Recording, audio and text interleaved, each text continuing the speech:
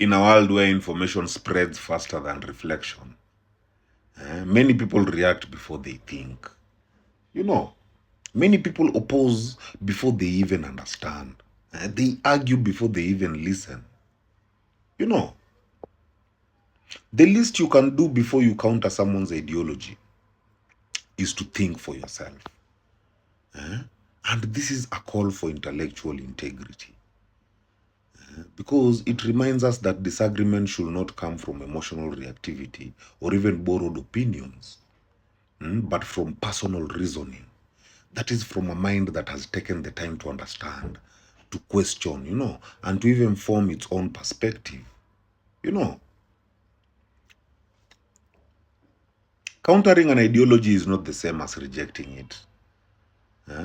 To counter something means that you have weighed it, you have examined its logic, you have understood its roots, and you have consciously decided that it doesn't align with your truth or even values. Now, most people, however, skip this process. They adopt second-hand outrage or even borrowed beliefs, that is parroting what they have heard from authority figures, from social media, or even group identity. This is not thinking. It is reacting. Thinking for yourself requires pause. It requires a moment to ask yourself, why do I disagree? What evidence supports or even challenges my stance? Am I opposing this idea because it threatens my comfort or because it is genuinely flawed?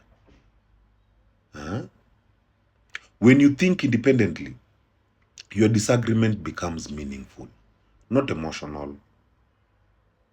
It becomes grounded in understanding rather than fear of difference. This form of thought, it deepens discourse rather than fueling division. The tragedy of modern communication is that people defend ideologies they don't even understand. And then they attack those that they haven't even studied. True strength lies in humility. That is the willingness to listen, to challenge your biases, and to refine your own beliefs. Because when you think for yourself, then you rise above the noise of crowd thinking and you join the few who discuss with clarity rather than combat with ego. Psychologically, reactionary disagreement is often rooted in identity protection. When someone challenges an ideology we identify with, whether it's political, it's religious, or even social, then it triggers a threat response. We defend not because we understand, but because we fear losing a part of ourselves. Independent thinking interrupts this reflex.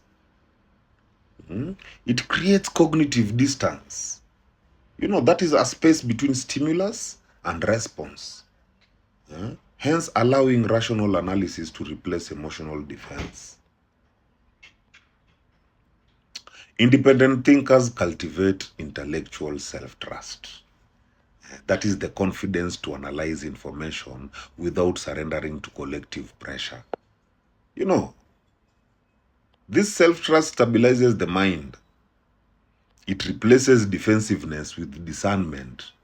That is a core trait of mature awareness. Spiritually, thinking for yourself is a sacred act of autonomy. Because it honors the divine intelligence within you.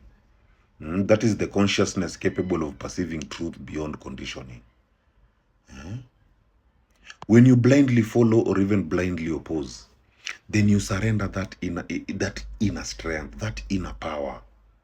But when you pause to think, when you pause to reflect and understand, then you align with the higher principle of discernment. That is the light of awareness that guides you beyond opinion into truth. To think for yourself, therefore, is not rebellion. It is alignment with your authentic self. It is choosing awareness over indoctrination, and choosing truth over belonging. You know,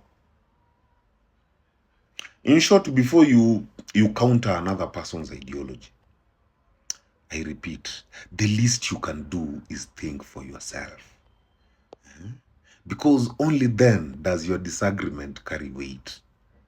You know, thought without understanding is noise. Disagreement without reflection is arrogance. Independent thinking transforms argument into dialogue and confusion into clarity. You know, it is the foundation of both intellectual honesty and spiritual maturity. That is a reminder that true wisdom is not